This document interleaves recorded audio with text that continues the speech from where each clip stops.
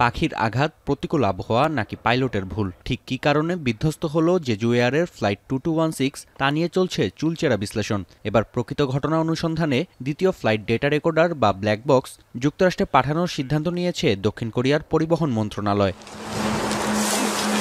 দেশটিতে উন্নত প্রযুক্তি না থাকায় নেওয়া হয়েছে এই সিদ্ধান্ত। অন্যদিকে ককপিটের ভয়েস রেকর্ডারের ডেটাকে কনভার্ট করা হচ্ছে অডিও ফাইলে, যা সম্পন্ন হতে সময় প্রয়োজন 2 দিন। তদন্তকারী দলের ধারণা, ফ্লাইট ডেটা ও ভয়েস রেকর্ডারের সমন্বিত তথ্যের মাধ্যমে বিমান বিধ্বস্তের শেষ কয়েক মিনিটের প্রকৃত তথ্য জানা সম্ভব হবে। 한미 합동조사팀이 공항 내 임시 본부를 마련하고 현장 조사를 지속 진행 중입니다.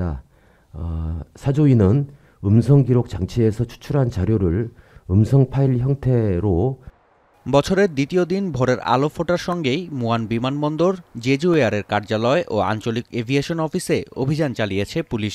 বিমান বিধ্বস্তের পেছনে কারো অবহেলা আছে কিনা তা খুঁজে বের করার লক্ষ্যেই এই অভিযান। এর আগে বোয়িং 737-800 মডেলের 101টি বিমানের সেফটি ইন্সপেকশন করার নির্দেশ দিয়েছেন ভারপ্রাপ্ত প্রেসিডেন্ট। 사고 원인 조사로 음성 기록 장치에서 추출된 자료는 내일까지 음성으로 전환하고 비행 기록 장치는 우리 조사관이 참여한 가운데 미국 교통안전위에서 분석이 개시될 예정입니다. এদিকে বিমান বিধ্বস্তে নিহত 179 যাত্রী ও ক্রুয়ের পরিচয় নিশ্চিত করেছে তদন্তকারী দল। নিহতদের মধ্যে 2 জন থাইল্যান্ড ও বাকিরা দক্ষিণ কোরিয়ার নাগরিক বলে জানানো হয়েছে।